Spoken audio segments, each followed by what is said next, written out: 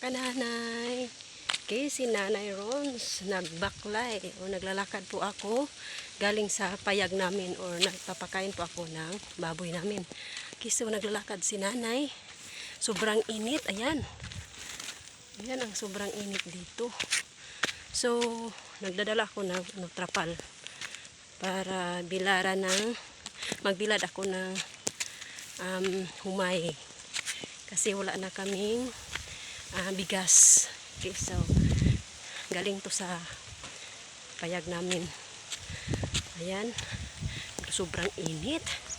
So naisipan ko yung isang taong nagtatanong sa akin. Sabi niya, kung sobrang init, ang sakit ng init dito sa panahon natin ngayon, ano kaya ang init sa impyerno? Oh, okay. So, sinabi ko nga ay hindi ko alam kasi ang Bible nagsasabi na sobrang init. So,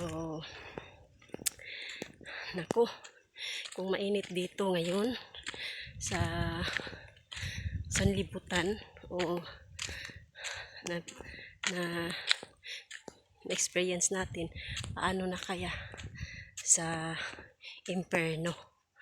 Okay, so sana patuloy po tayong nagdarasal, patuloy po tayong nanampalataya sa Panginoon para hindi tayo makapunta doon.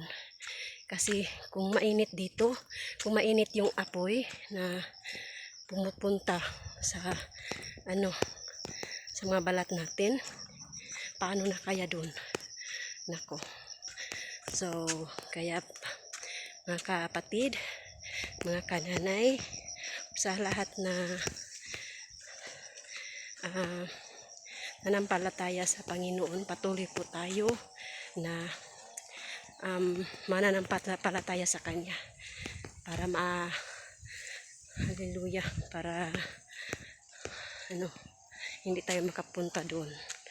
For heaven tayo, para sa makasama natin si Lord.